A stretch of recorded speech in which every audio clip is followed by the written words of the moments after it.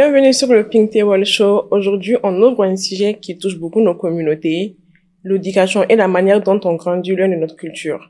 On a tendance à parler d'opportunités, de voyages, de carrière, mais sans prendre en compte ce que l'on perd en route, ce qu'on n'en prend pas à la maison et ce qu'on en prend trop tard dehors. Et pour parler de ça, j'ai avec moi... Maïmouna Toumaïka, I guess. Bonjour tout le monde. Bonjour. C'est ma première fois sur le podcast. Merci pour l'invitation. On est heureux de te recevoir ici. Du coup, on va commencer le sujet par, pour toi, l'éducation, pas académique, mais pour toi, l'éducation africaine tient à quoi principalement? Je pense que ça tient à des valeurs, à des traditions, à de la culture. Et puis, honnêtement, c'est quelque chose que on y tient beaucoup et on n'a pas forcément envie de s'en détacher d'une certaine manière. Oui. Ce qui fait qu'on est un peu... On se force à se coincer un peu dans une boucle temporelle. Oui. Genre, le monde avance, mais nous, on veut pas forcément... Suivre, avancer avec le monde. Et ce qui crée un conflit quand, nous notamment, quand on quitte le bercail, parfois on a tendance à dire, vous n'êtes plus comme quand vous étiez là. Je pense que c'est l'évolution du monde qui demande ça. Et surtout, le fait de vivre entre deux mondes, deux cultures et deux environnements totalement différents. Et je pense que c'est ce qui amène beaucoup à vraiment changer en mal quand ils arrivent ici. Ouais. Je pense aussi, c'est vraiment, comme tu as dit exactement, c'est un très gros choc de culture. Dans le sens où on part d'une éducation qui est très renfermée, où il y a beaucoup de sujets qui sont considérés comme tabous. Oui. On a beaucoup de choses sur lesquelles on n'a pas une grande ouverture. Et quand on vient ici, il y a beaucoup d'entre nous qui ont eu des éducations très strictes. Euh, donc, il y a beaucoup de choses, tu avais beaucoup de restrictions. Puis une fois que tu arrives ici, tu es à l'autre bout du globe terrestre. Tu peux faire tout ce que tu veux. Du jour au lendemain, on te donne une totale liberté. Du coup, la question se pose, qu'est-ce que je suis supposée en faire? Il y en a qui utilisent un bon escient encore, mais il y en a... C'est ça. C'est ça, parce que tu vas avoir envie de tester toutes les choses que tu n'as jamais eu l'occasion de pouvoir faire. Et certaines de ces choses ne sont pas forcément bien pour toi, mais parce qu'on t'a jamais vraiment expliqué pourquoi. C'était toujours... Non. On n'explique pas. Exactement. Ça, c'est le côté le plus toxique de l'éducation africaine. On n'explique pas, c'est juste non et ça s'arrête là. Et je pense que on doit, nous, parce que je pense que nos parents, c'est déjà fini. Je pense que nous, on doit changer ça. Parce que si tu expliques à la personne pourquoi je t'interdis ça, elle comprendra, elle n'ira pas forcément le faire, que tu sois là ou pas. Mais le jour où tu ne seras pas là, forcément qu'elle va le faire. C'est clair. Il n'y a pas de restriction. Du coup, toi, qu'est-ce que tu pourrais dire à tes frères et sœurs qui vont quitter le bercail et qui vont se retrouver sans parents, sans restriction?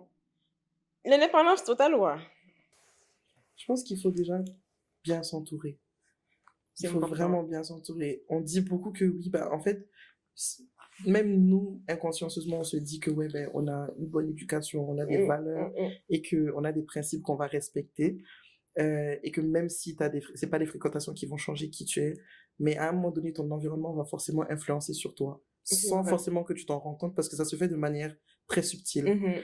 Donc, il faut bien s'entourer. C'est pas facile au début. Tu vas avoir beaucoup de personnes que tu vas avoir rencontrées, surtout la plupart d'entre nous. On vient ici, c'est pas pour des raisons anodines, on vient pour l'école, etc. À l'école, il y a une très grande diversité culturelle. Il y a des gens qui viennent de partout. On n'a pas forcément tous eu la même éducation. Donc, quand tu arrives, il faut savoir quel genre de personnes tu peux te permettre d'avoir dans ton quotidien tous les jours. Tu vois, ils peuvent avoir leur propre style de vie sans pour autant que ça empiètre sur le tien. Mais il faut que ces gens soient en capacité de savoir que, voilà, toi, tu as des principes et quand ils sont avec toi, ça, c'est des choses qu'ils peuvent pas faire. Et donc, ils vont pas t'inciter à le faire. Tu vois, disons par exemple, prenons l'exemple sur les substances illicites et tout. Tu as quelqu'un qui fume, toi, tu n'es pas quelqu'un qui fume de base. Tu n'as jamais fumé, on t'a toujours interdit ça. T'arrives, la personne te sort une clope et commence à fumer, elle te dit vas-y, prends. Oui. Tu vois, ça c'est des trucs qui peuvent arriver une fois, deux fois, trois fois. Au bout d'un moment, tu te dis why not, tu vois. Ça, c'est vrai. So, faut vraiment bien s'entourer dans un premier début et puis toujours garder en tête la raison pour laquelle tu es là. ça veut pas dire que c'est facile. Tu vas flancher à un moment donné, Ça, c'est tu vas sûr. être tenté. Mais faut juste savoir quand faire là et savoir aussi demander des conseils à ceux qui sont venus avant et puis genre qui ont de l'expérience en fait parce qu'on est tous passés. Ouais, et après, parfois, même pas parfois, tout le temps, les plus jeunes que nous, quand tu leur donnes des conseils, c'est comme si ils se disent, elle fait sa grande, elle fait sa grande, parce qu'elle aussi, elle est passée par là, elle fait sa grande. Ils n'écoutent presque jamais. Jusqu'au moment où les conséquences arrivent, ils se disent, ah, si j'avais su. Et il y en a même beaucoup quand ils arrivent, comme tu as dit, ils oublient la principale raison pourquoi ils sont là. Ils commencent à chômer l'école, ils font rien de bien. Réel. Et il y a même aussi le fait qu'il y a beaucoup de parents qui savent, on sait très bien entre nous, qu'il y a des gens déjà depuis l'école secondaire, l'école encore plus jeune, qui n'étaient pas intéressés par l'école, qui le faisaient savoir par tout le monde. L'école, c'est pas eux ce que eux ils veulent. Ça veut dire un parent qui envoie son enfant, sachant très bien que cet enfant-là passait genre de très peu, passait à la classe supérieure. Et tu prends cet enfant-là, tu mets tout ton investissement dessus, tu l'envoies à l'extérieur juste pour, ah non, il a fait des grandes études, il est parti là-bas. Alors que tu sais très bien, c'est auprès de toi, il ne s'intéressait pas à l'école. C'est pas loin de toi qui passe s'intéresser à l'école.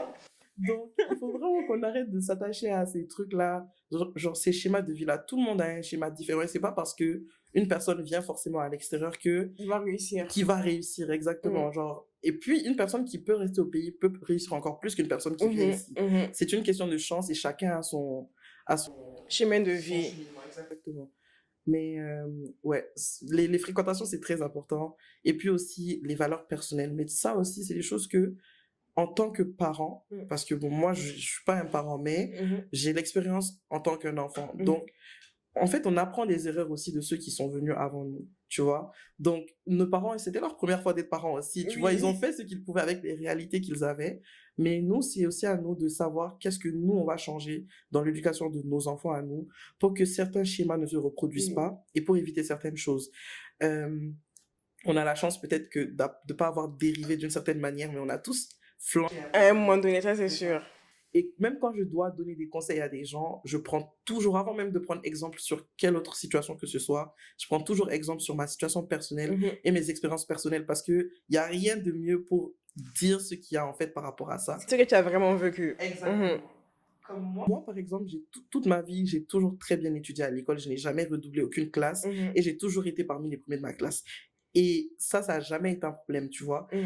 Mais une fois arrivé ici, c'est la première fois de ma vie où j'ai eu des difficultés à l'école et je devais vraiment attacher la ceinture. Ça veut dire que c'est pas une question d'intelligence ou de compréhension ou quoi. C'est qu'il y a plein d'autres facteurs que tu n'avais pas pendant que tu étais au pays et que maintenant tu as. Tu dois t'occuper de toi-même. Personne n'est plus là pour te faire à manger. Personne va faire ton ménage. Personne va faire tes courses. En fait, tu dépends uniquement et en tout pour tout sur toi-même. Même quand tu es malade, parfois c'est toi-même. Exactement. Tout. C'est ça. Donc, si tu n'arrives pas à être quelqu'un d'organisé, qui a des priorités et qui arrive en fait à gérer ce stress-là, tu vas très facilement dériver. Parce que tu n'as même plus la tête que à ça. C'est plus que l'école ta vie. Avant, moi, ma seule obligation à la maison, c'était de bien travailler à l'école. Si tu travailles bien, comme on dit, fin fait qu'à alors, comme on dit, ils aiment dire ça. Exactement. Tout ce que tu veux, on va te donner juste étudier. À l'école, oui.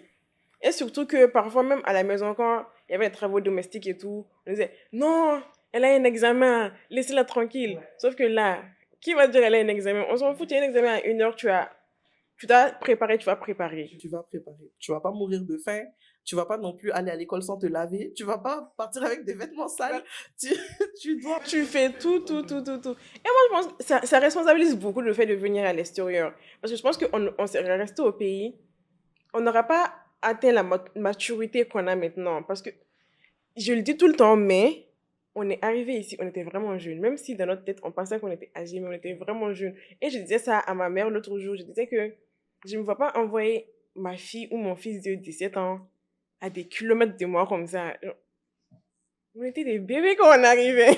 On était vraiment des bébés, mais alhamdoulilah, on a su gérer. On a su gérer.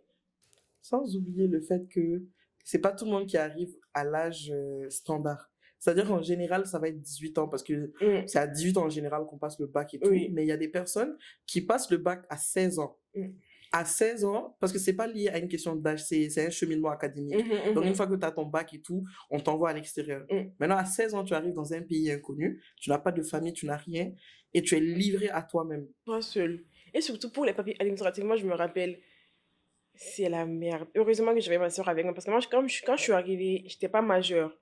Pour chaque papier administratif, on me demandait un tuteur. Mais j'ai pas de tuteur, moi. Mes tuteurs sont au Mali. Vous me demandez quel tuteur. Tout était difficile. Du coup, si j'ai un conseil, les parents n'ont qu'à envoyer leur enfant après la majorité parce qu'ils vont faire que galérer. Ouais. Même à l'université, parfois, on me disait « Ah, mais t'as pas un tuteur ?» Je disais « Non, j'ai pas de tuteur. Je suis seule, je vis seule ici. » Et puis même, je me rappelle, à un moment, quand je cherchais des appartements, tu vas trouver l'appartement qui a tous les critères qu'il te faut. Tu vas arriver, on va te dire, ben, en fait, il te faut... Je suis internationale. Que je vais sortir de ma poche. Le garant. Que voulez-vous? On est vraiment désolé pour toi. Ah. Ouais, c'est ça. Le prix qu'il faut, tout qu'il faut, mais t'as pas le garant. Moi, je me rappelle, il y a un, il m'a dit, ok, mais pour que je puisse te donner l'appartement, tu dois payer un an de loyer complet. Come on. Dis-moi seulement que tu veux pas, c'est plus facile. C'est plus facile. Mais dis pas ça. C'est ça. C'est vraiment... C'est crazy, honnêtement. Ou, à la limite, si tu sais que tu peux pas attendre la majorité de l'enfant, hein, parce que bon, c'est pas tout le monde qui veut... Au moins, fais en sorte que l'éducation que tu lui donnes depuis sa plus tendre enfance, tu le responsabilises, en fait. Qu'il ait une mentalité déjà mature. Parce qu'un enfant qui a toujours eu des restrictions dans sa vie, qui vient comme ça, tout ce qu'il veut, c'est s'amuser pour l'instant, hein, ça, c'est vrai. Pour le coup. Donc, il faut savoir ne pas avoir de tabou avec ses enfants. Quand tu donnes des interdictions, c'est normal d'interdire. Parce qu'on va pas dire que oui, non, parce que nous-mêmes, on a vu la réalité de la vie. Moi, je comprends aujourd'hui pourquoi mes parents m'ont interdit. Mais moi aussi. Je vois des personnes et dis merci, maman. C'est ça, vraiment.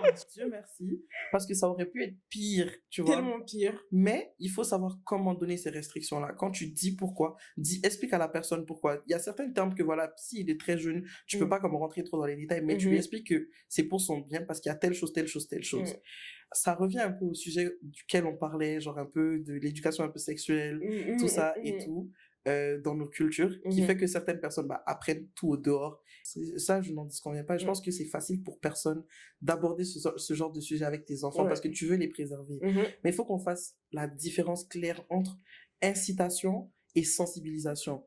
C'est pas parce que tu sensibilises ton enfant sur un sujet, que tu l'abordes ce sujet, que tu es en train de lui dire va avoir des rapports. C'est ça. Mais que tu le veuilles ou que tu le veuilles pas, tu peux pas contrôler ce que ton enfant fait. Ça veut dire, si jamais tu le fais alors que tu n'es pas censé le faire, sache au moins comment le faire.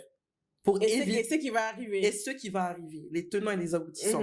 C'est pas juste au niveau de la culture, il y a aussi au niveau de la santé. Le nombre de maladies que tu peux attraper, des choses que tu ne veux pas. Tu veux pas avoir un enfant, par exemple, comme le cas que tu as dit à 14 ans. Tu n'es encore qu'un bébé, toi-même, tu n'as rien vécu dans ta vie. Tu as un enfant, tu fais comment? C'est ta vie qui est gâchée parce que maintenant, déjà toi-même, tu te connais même pas. Tu te prends même pas toi-même en charge. Tu dois maintenant prendre quelqu'un d'autre en charge. Mais c'est horrible. C'est horrible. C'est horrible. Elle a 32 ans maintenant qu'elle a raconté l'histoire. Ça, c'est vrai qu'elle a toujours traumatisé. Elle a dit que c'est pas quelque chose qu'elle aurait faire avec ses enfants. Et comme tu as dit, elle a dit qu'il y a une nuance entre incitation et sensibilisation et que la ligne est très fine dans nos sociétés. C'est vrai. C'est vrai. Faut juste... En fait, c'est ça. Par exemple, l'éducation à l'école. Moi, je suis contente que on a vraiment eu la chance d'aller dans des établissements scolaires qui sont de qualité. On peut tout dire, tous les côtés négatifs, etc. Mais on a eu des bonnes éducations dans des bonnes écoles.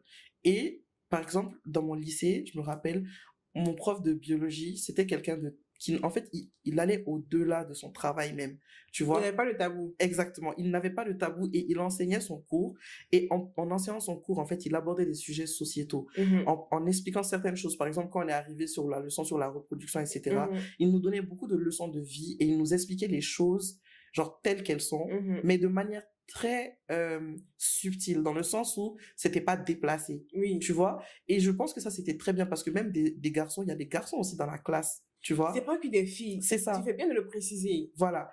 Et donc, ces garçons-là aussi, c'est bien pour eux d'avoir cette éducation-là parce que eux aussi, ils vont avoir un jour à devoir comme avoir une fille de quelqu'un entre leurs mains Oui. et tout sur qui peuvent influencer. Donc, c'est Mm. bien de savoir comment agir en fait. Donc, c'est très bien même à l'école d'avoir des structures comme ça qui sont importantes, mais le travail ne s'arrête pas à l'école parce qu'on n'a pas tous droit Il y ou a on n'a une pas bonne tous éducation. cette chance d'avoir cette bonne éducation-là. C'est pas tout le monde qui a accès. Ouais. Donc, il faudrait que ce soit quelque chose qui puisse être accessible à tout le monde. Et ce qui est accessible à tout le monde, c'est la famille. Tu vois? Sauf que Presque, voilà. Presque. Voilà. On s'est compris. Voilà. Sauf que même, je pense que même l'État doit faire des campagnes de sensibilisation contre ça. Il ne suffit pas de créer partout, oui, pas le rapport sur les sida, par-ci, par-là. Ça va au-delà du sida. Ça va vraiment au-delà de ça. Il faut une société... Parce que les jeunes sont très faciles à la tentation. Quand on est jeune, Mais en fait, l'être humain en général. oui, mais quand tu es jeune, plus quand tu es jeune. voilà, tu es insouciant, tu vois pas le risque dans ce que tu fais forcément. Tu vois. Du coup, je me dis que il faut une structure même de l'État pour les jeunes, leur parler, parce que là, on parle en français et tout. Combien vont nous comprendre? Il y a ça aussi. Il faut savoir parler à ceux qui ne comprennent pas forcément le français, leur expliquer, leur dire les dangers qu'ils courent en faisant ci et ça. Ceux qui veulent écouter, écouteront. Ceux qui ne veulent pas, en subiront les risques. Surtout que je trouve ça quelque peu très hypocrite, en fait, dans nos sociétés, parce que il y a des familles qui sont prêtes à donner leurs enfants en mariage, déjà à peine la puberté arrivée. Et tu sais très bien ce qui se trouve dans un mariage. C'est pas des choses d'enfants. Donc, si tu es capable de faire ça, d'envoyer ton enfant, tu peux pas te cacher derrière des traditions pour te dire que non, ça, c'est des choses dont nous, on parle pas. Il faut en parler. Explique-lui au moins. Exactement. Faut savoir. Exactement. Faut savoir sensibiliser ses enfants, faire asseoir ses enfants, parler et enlever ce truc de peur entre ton enfant et toi. Au-delà du fait que si tu veux pas forcément en parler à ton enfant parce que tu as honte, mets un documentaire. Ouais. Elle comprendra. Elle a accès à la télé. C'est vrai, c'est vraiment ça. Surtout que maintenant, tout est accessible, franchement. Tout ce que tu veux savoir, tu vas le savoir. Julie, si tu veux pas avoir ci, ça, va faire des recherches sur le net, tu verras. Elle verra. Ou même, il verra parce que on oublie les garçons, mais... Et ils sont très précoces. Franchement. Mais encore sur ça, j'insiste parce que même quand l'enfant fait des recherches de lui-même, c'est pas toutes les recherches qui sont bonnes. Tu peux tomber sur des trucs, en fait, ça t'éduque, mais de la mauvaise manière. Du coup, si t'as pas quelqu'un qui a actually une expérience sur ça, qui t'explique que voilà, dans la vie, c'est pas les films, la vie, c'est pas la fiction. Donc, ça, c'est des choses qu'il faut faire, ça, c'est des choses qu'il faut pas faire, ça, c'est des choses qui sont normales, ça, c'est des choses qui ne le sont pas. Il faut pas croire tout ce que tu vois sur le net, oui. Donc, il faut savoir faire la nuance parce que c'est juste les enfants, il y a des enfants qui posent beaucoup de questions et des fois, qui posent même des questions précoces pour leur âge, auxquelles tu n'avais pas forcément envie de répondre maintenant. Mais s'ils le posent, il faut pas juste mettre ça dans un placard et laisser. Parce que si l'enfant est curieux et intelligent, ce que sont la plupart de nos enfants de nos jours, il va aller faire ça de lui-même. Et c'est là que le problème peut apparaître. Donc, il faut vraiment faire attention. Parce qu'il ne saura pas faire la différence entre ce qui est vrai et ce qui est faux. Et pour revenir à ce sujet-là, je pense que là aussi, beaucoup n'ont pas grandi dans une famille où c'était à l'aise de parler. Par exemple, moi, je me rappelle quand j'étais petite, j'étais une enfant très dissipée. Je parlais beaucoup. Tu vois, les enfants qui disent des trucs de grandes personnes, là, j'étais quelqu'un de comme ça. Et on m'a fait comprendre que tout n'est pas à dire, sans forcément me faire taire. Parce que je pense qu'on aurait fait ça, je me serais juste repliée sur moi-même. Je serais quelqu'un de très timide, qui n'a pas confiance en elle, qui n'ose pas s'affirmer. Et j'ai tendance à voir ça dans beaucoup de familles. Les enfants qui parlent beaucoup et tout, on leur dit « tais-toi ». Au final, l'enfant n'est même plus à l'aise dans l'environnement où elle doit être à l'aise. Elle n'est même plus à l'aise là-bas. Du coup, moi, je me dis que logique que quand elle ira dehors, elle va faire tout ce qu'elle peut pas faire à la maison. Là, c'est la fête au village. Du coup, prendre le temps de, comme tu l'as dit, de parler aux enfants comme des enfants, leur expliquer des trucs avec leur cerveau d'enfant. Ils comprendront en grandissant même. Parfois, tu te rappelles des sujets ou des conversations que tu as eues avec ta mère. que tu n'avais pas forcément compris, mais en grandissant, tu te rappelles, tu te dis, ah, c'est ça qu'elle voulait me dire en disant ça. C'est vrai. Et comme tu as dit, ça c'est très important ce que tu as dit. Je pense que le fait de la liberté d'expression, c'est très relié à l'impolitesse, surtout chez un enfant, dans nos sociétés à nous. En tout cas, de là où nous on vient, c'est relié à l'impolitesse parce qu'un enfant qui dit ce qu'il pense, des fois, tu vas pas forcément réfléchir avant de dire ce que tu vas dire. Donc, ça va sortir de manière très brute. Et un adulte doit comprendre que c'est pas forcément, elle voulait pas forcément dire quelque chose de mal, mais elle a pas peut-être bien su s'exprimer ou quoi, mais c'est, ah, cet enfant-là est impoli. Non. L'enfant dit ce qu'il pense et il a le droit de s'affirmer. L'âge, ça c'est quelque chose que c'est dans nos valeurs, c'est important, le respect de l'aîné, etc. Et ça, nos parents nous l'ont appris. C'est pas parce que nos parents nous ont pas bien éduqués. On est éduqués, on respecte nos aînés, etc. Mais il y a des moments où même les aînés, en fait, des fois, ils font des erreurs. Ils font des erreurs. Et on peut, en fait, d'une manière, pouvoir justement avoir une conversation avec cette personne-là et lui dire que, bon, moi, je suis pas d'accord avec ton point. Voici mes raisons. Et là, c'est une conversation. Argument contre argument. Ce n'est pas de l'impolitesse où je suis en train de t'insulter. C'est pas du manque de respect. You know? Mais ça, c'est très difficile à faire comprendre. Ce qui fait que des fois, comme tu as dit, on a tendance vraiment à beaucoup se taire, à ne pas parler. Et c'est une forme d'oppression, en fait.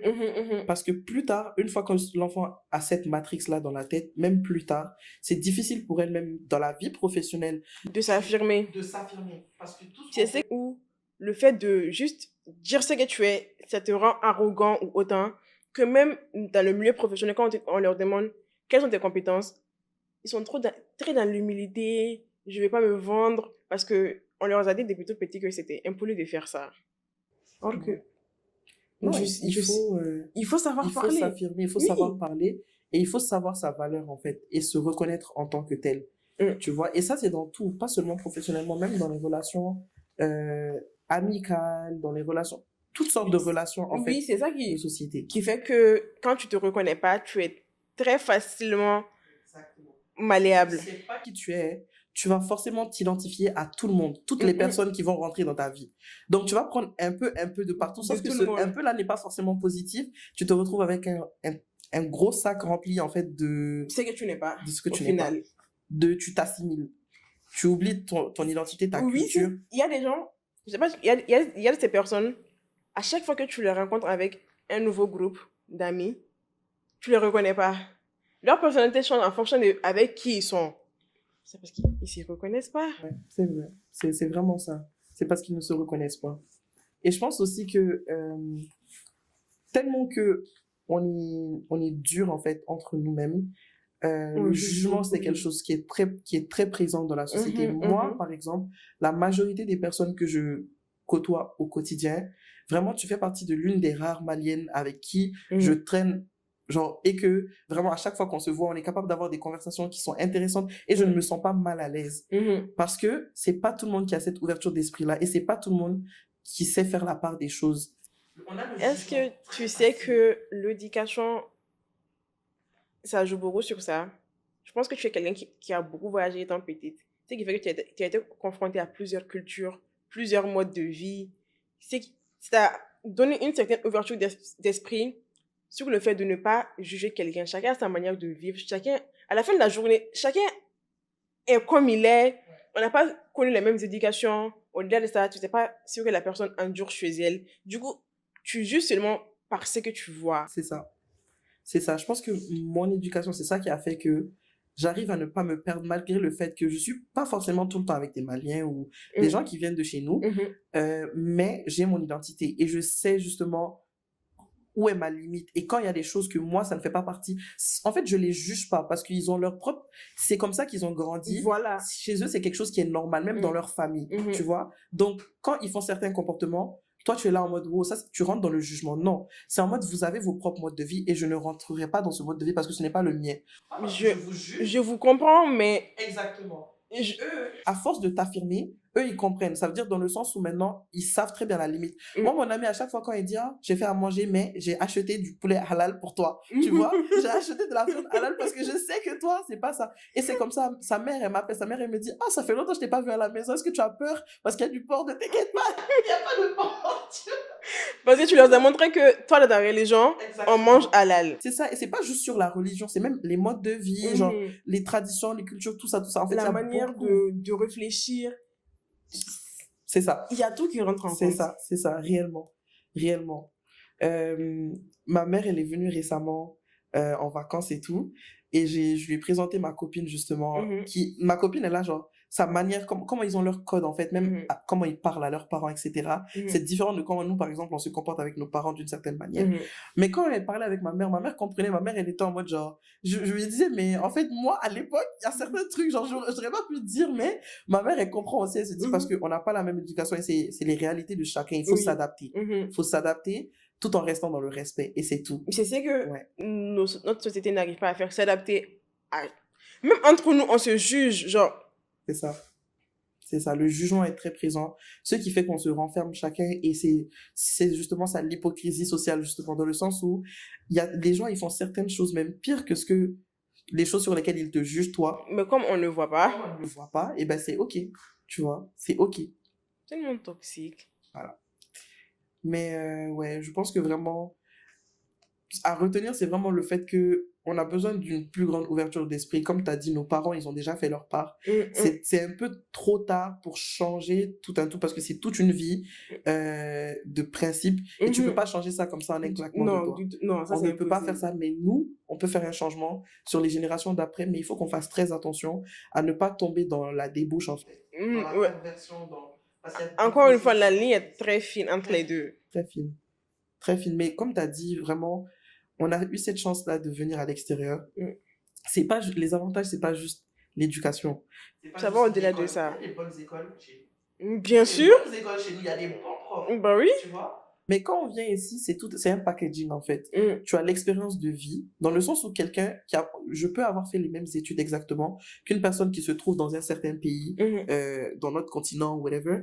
Et on a le même bagage académique d'une certaine manière, mais là où il pourrait y avoir une différence qui va faire que peut-être je vais ressortir plus que la personne, c'est les expériences que j'ai gagnées dans un autre pays qui n'est pas le mien, où j'ai dû m'adapter chaque jour à des nouvelles réalités qui ne sont pas les miennes. Et j'ai dû genre faire des concessions et savoir comment te prendre en charge toi-même, gérer le stress. On n'a pas le même système académique que chez nous. Du tout. Pas, tu vois? Donc tu es obligé d'être organisé. Le système éducatif canadien même est fait sur le stress. Exactement. En plus, on nous dit beaucoup chez nous, ouais, l'éducation, elle est plus difficile.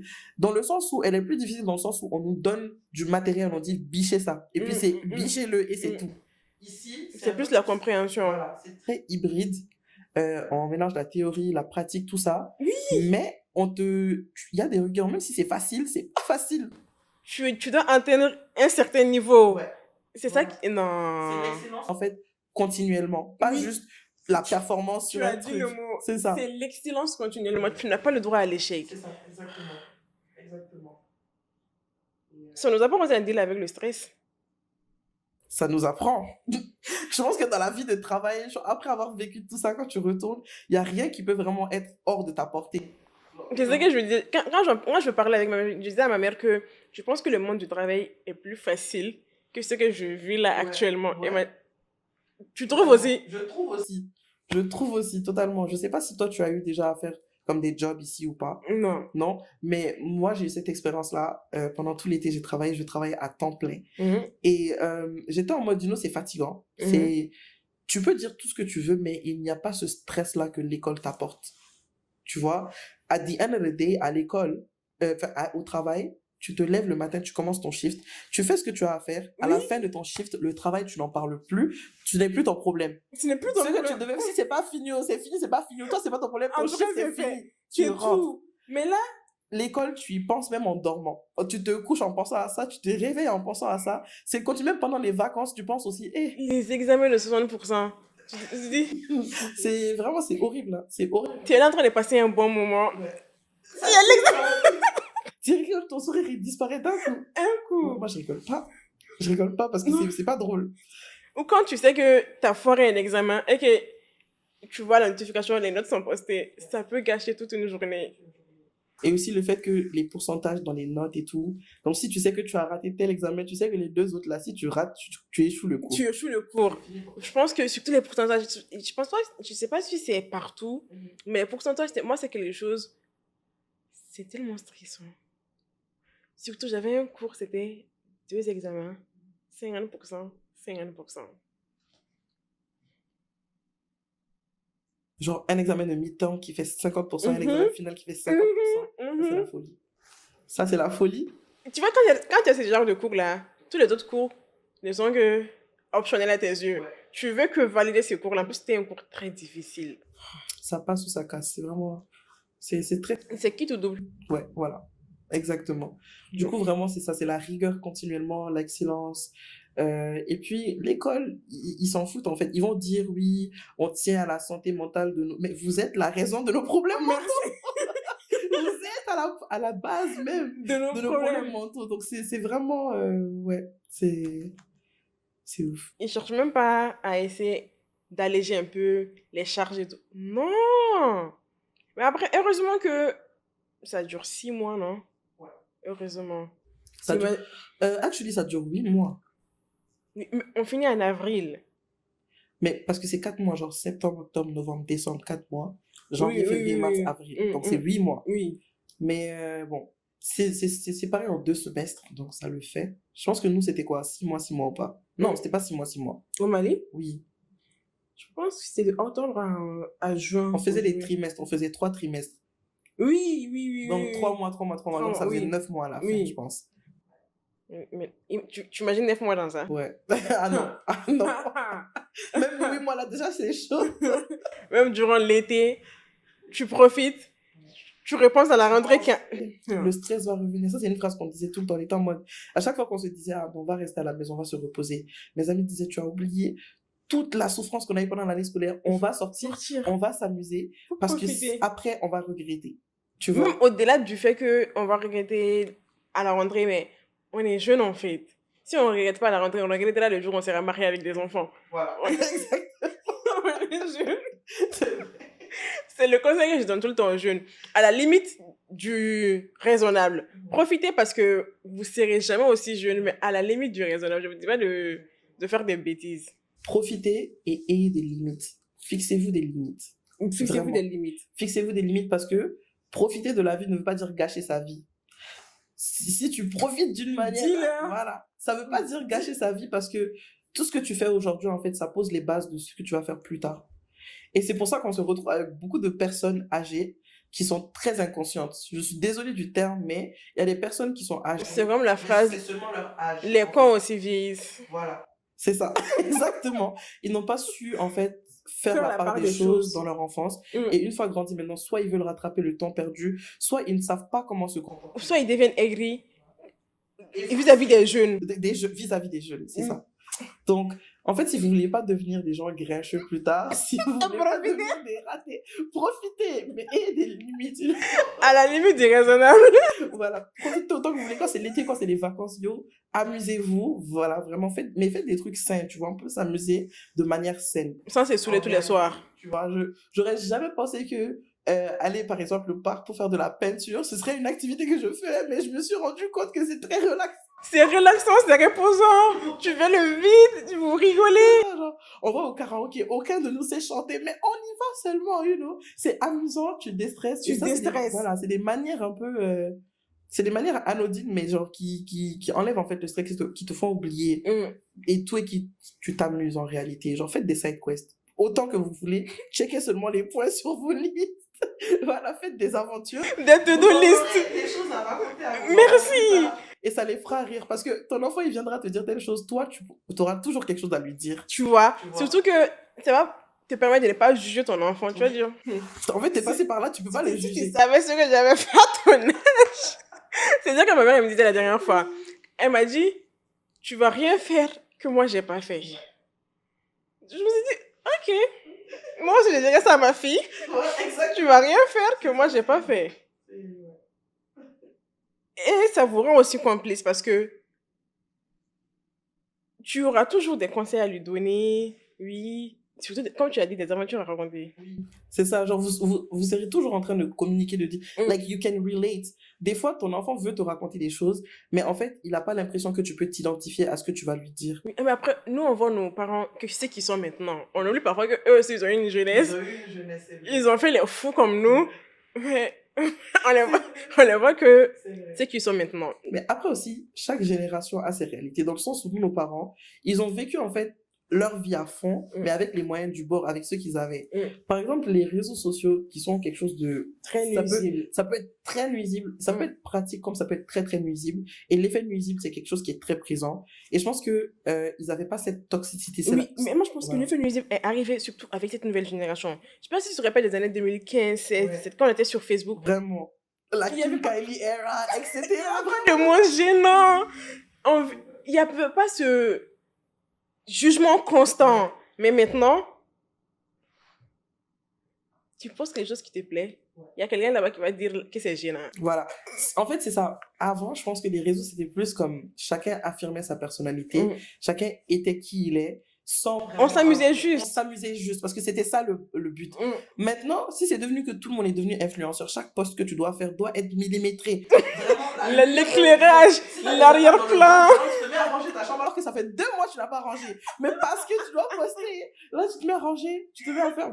Parce qu'on est trop dans le matu vu. En fait, on essaie d'être ce qu'on n'est pas en réalité. Oui. On n'est pas parfait. Tout le monde sait très bien que ta chambre là, ça ressemble pas à ça tous les jours. Tout le monde sait que tu n'es pas tu ressembles pas tout le temps à ça. Des fois, c'est ok d'être goofy. Oui, on n'est pas toujours maquillé, tiré à 4 épingles. Non. Exactement. Avant, on prenait juste des selfies, bazardés comme ça, et on postait. Surtout les femmes, en fait, on n'est pas que des jolis visages. En fait, des belles personnes, genre des gens qui savent juste s'habiller. On a aussi une personnalité, on a de l'humour, on peut s'amuser, on peut genre aussi prendre des choses à la légère, genre vraiment. Et ça, c'est des trucs que c'est important de montrer, mais c'est considéré gênant. C'est considéré gênant. Dans le sens où on est obligé maintenant de créer des stories privées. Même dans les stories privées, il y a... Tu te retiens. Mais c'est horrible, c'est horrible. Franchement. Mais je pense que cette nouvelle génération, c'est pour ça qu'ils sont tous des no-face. Ouais. Je sais pas si tu as remarqué, ils sont tous des no-face parce que j'ai appris que poster sur Instagram, c'était gênant. Il faut juste avoir des stories à la une, mais poster, c'est gênant. Je me suis dit... c'est devenu trop... Il y a quoi de gênant à poster? Je prends ma photo, je me trouve jolie, je poste. Je poste, en fait. Et tu me dis, ça, c'est gênant. Ils s'enferment trop. Ouais. Émancipez-vous. Voilà, émancipez-vous. Vous serez jamais aussi jeune. Parfois, moi, je vois mes photos quand j'avais 15 ans. Je suis gênée maintenant, mais à l'époque... À l'époque, j'ai vu ma best life. Hein. Oui. Je pensais trop que j'étais in the boîte de malade. Je pensais que non, il y avait... Et mon entourage, je dis parce que j'étais in the boîte. Là, les photos, on tirait la langue. On faisait ça. En plus, on a eu la meilleure période du lycée avec les flexing school, tout ça. Maintenant, il n'y a même pas ça. Il n'y a plus ça. Je sais même pas ce qu'ils font pour s'amuser. Vraiment, je sais pas non plus. Je sais pas non plus. C'est rendu les fêtes, il faut prendre les tickets, c'est plus la même chose en fait. Rien. Tu vois les trucs de Miss et tout quoi, on envoyait une Miss, on choisissait une Miss de l'école, elle allait après, ça faisait un gros débriefing. Oh la classe. Quelqu'un allait dire que je fais 3 km 22 là-bas. Oui. Ou le convoi qui finissait tout le temps en accident. Un accident, voilà quoi, c'était la belle époque. On s'est bien amusé en vrai. On s'est bien amusé. L'été, c'était vraiment bien notre époque. Notre époque, parce que maintenant, là, ils ne font rien. En fait, qui l'eût cru qu'un jour, nous, en fait, les masters d'agri qu'on était à l'époque, on pourrait venir un jour pour s'asseoir devant les caméras et dire que à notre époque, genre en mode on est trop des anciens. J'ai reçu des flashbacks sur Snap il y a 7 jours pour jour, quand on était en 10e. Je ne veux plus voir. Snap, c'est mon hop. Moi, j'étais pas dessus. C'était toi. C'était toi qui étais dessus. Non, moi, je revois mes trucs d'avant. Je suis en mode, oh my god, vraiment.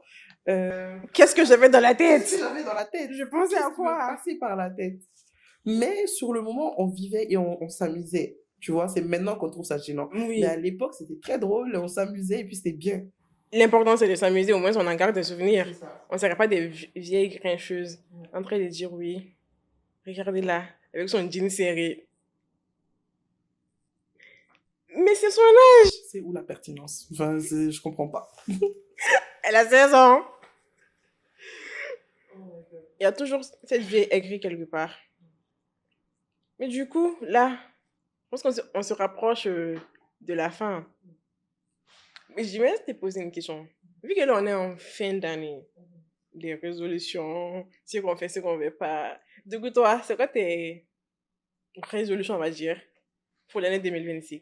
26, pardon. C'est vraiment me concentrer sur mes projets professionnels et académiques. Dans le sens où chaque année on dit ça, on dit que ouais, c'est une nouvelle année, c'est une nouvelle personne. Mais je veux vraiment me concentrer sur cet aspect-là de ma vie parce que, comme on a dit, on est jeune, on s'amuse, etc. Mais il ne faut pas oublier qu'on est en train de bâtir les bases de notre avenir. Et je me dis Surtout que la vingtaine, ça va très vite. Ça va très, très vite. Ça va très, très vite. Et je me dis, on étudie, mais il faut commencer à penser à la vie professionnelle dans le sens où il ne faut pas attendre de vous faire embaucher par quelqu'un pour commencer à faire de l'argent. Donc, vous ne mettez pas le stress dans le sens où, ouais, on veut forcément avoir le million avant la trentaine, tout ça. C'est pas ce qu'on vous demande, tu vois. Mais il faut commencer à y penser. Et quand on a des idées, tu vois, c'est des idées qui restent dans la tête pendant trop longtemps, qu'on ne met pas à exécution. Il faut se lancer. Même si c'est $100 que tu as ou $50, si ça peut, tu mets ça de côté à chaque fois et tu mets ça, au lieu d'aller acheter, je sais pas, à manger avec ou d'aller, mets-toi de la rigueur, mets-toi des limites, de la discipline. De la discipline, exactement, c'est le mot que je cherchais. Et en fait, va chercher ton rêve, en fait. Ton rêve et ta réussite. Donc, je pense que c'est ça. Le développement professionnel, académique et personnel à côté. Pas seulement le physique, mais déjà à l'intérieur, parce que comment tu te sens à l'intérieur, ça reflète aussi comment tu ressors au dehors. Ça se voit. De plus en plus que tu commences à faire le point dans ta tête, tu commences à être de plus en plus confiant, d'avoir plus de confiance en toi, tu t'assumes, en fait. Tu deviens belle de l'intérieur quand t'es beau de l'intérieur. Ça se ressent. Ça se ressent. T'es vraiment apaisé intérieurement. Exactement. Donc, je pense que c'est ça, spirituellement aussi, se rapprocher un peu, de retourner aux sources, tu vois, se ressourcer et se dire, bon, j'ai dévié sur certains plans, mais je décide de revenir aux sources et me revoir mes priorités, tu vois, ça c'est des erreurs que tu as fait, ne pas se blâmer de toutes les erreurs qu'on a fait parce qu'on ne peut pas rattraper le temps passé, on ne peut pas ramasser l'eau qui est versée, ça rimait en plus, j'ai mais les erreurs que tu as fait, il faut reconnaître que oui, tu as fait telle erreur, tu aurais peut-être pu l'éviter, mais de quelle manière tu aurais pu l'éviter, de quelle manière tu vas plus le refaire. C'est ça, donc c'est le développement personnel. Et puis, je pense que tu n'as pas besoin de dire plus que ça parce qu'une fois que tu développes tous ces aspects-là de ta vie, je pense que tout ton entourage va en profiter.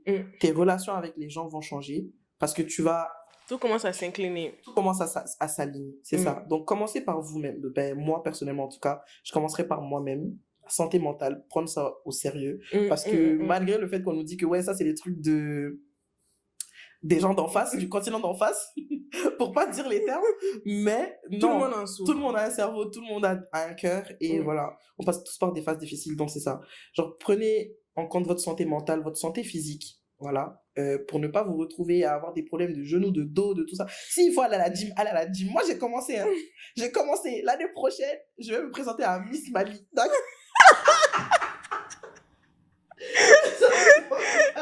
Il faut bien manger aussi. Bien manger. Et puis voilà. Ça, c'est des résolutions. Maintenant, est-ce que ça va réellement être ça? C'est pas ça. Mais l'important, merci. D'un bon pied. Il faut pas d'y penser aussi. Oui. Parce que chaque année, on se dit, ouais, mais chaque année, on dit ça. L'année dernière, tu as dit ça, tu l'as pas fait. Surtout les gens qui vous disent ça, là, ne les écoutez pas. Si vous voulez poster vos résolutions, postez-les. Et puis voilà, c'est bon. Si vous voulez les garder pour vous aussi, gardez-les pour vous. Et soyez fiers de votre avancement. Savoir faire le tri dans son entourage aussi. Savoir qui doit me suivre dans cette nouvelle étape de ma vie et qui doit rester derrière. Même si on dit que oui, chaque année, vous voulez supprimer les années de vos vies, supprimez-nous. De malade, en fait. De malade, il faut faire le tri. Il faut faire le tri, calcule pas. C'est ça. Et si j'arrive pas à faire le tri aussi, celui qui veut me trier et me sortir. C'est moi. Je suis d'accord avec. Sinon, 2025, c'est fini. très belle année pour toi ou une année assez difficile? Je pense que ça a été difficile dans les débuts, mais je pense que vers la fin, ça s'est vraiment bien... ça s'arrange petit à petit.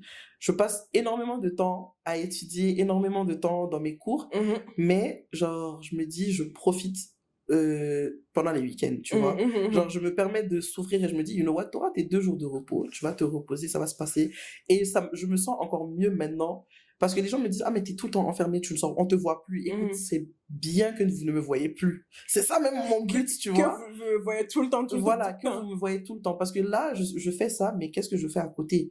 Genre, on est là, on se voit, on s'amuse. Mais il y en a certains qui sont très... Ne vous laissez pas distraire. Il y a des gens qui sont qui vous bernent. Vous les voyez, vous avez l'impression que c'est des gens qui vivent une vie de débauche, alors qu'ils savent juste s'amuser quand il faut s'amuser, mais ils sont très focus dans leur vie.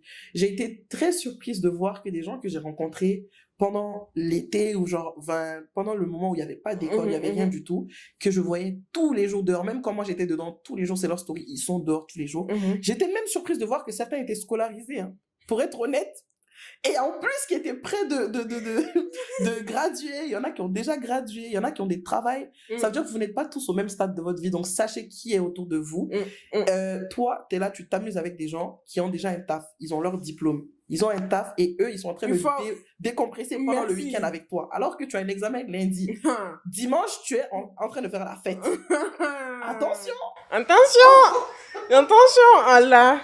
Il y a des gens, ils sont tellement forts dans ça. Ouais. Ils connaissent leurs priorités, mais c'est ça, ils vont détourner. Ça. Je pense que c'était une belle année, genre, surtout au niveau, genre, leçons apprises. C'était une très belle année. Genre, je vais pas m'attarder sur les trucs qui se sont mal passés, parce que je pense que c'est des choses qui m'ont vraiment aidé, justement. Tout arrive pour une raison. C'est ça que moi, j'ai vraiment appris cette année, parce que j'avais l'habitude de regarder que le côté négatif, parfois, et de pas voir tout ce qui se passe de bien à côté, tu vois. Mais cette année, à chaque fois que quelque chose de mal se passe, j'étais là en mode...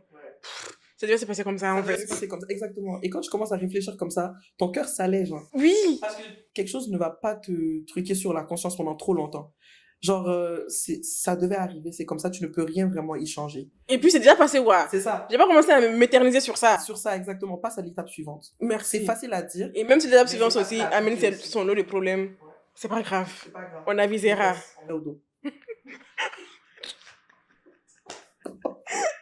Du coup, merci Maïmouna d'être venue aujourd'hui. C'est un plaisir, merci de m'avoir reçu. C'était un plaisir pour moi aussi. Une très belle discussion. Oui, on est parti en freestyle. Oui, c'est ça, on est parti en freestyle, mais ça faisait longtemps qu'on ne s'était pas vu.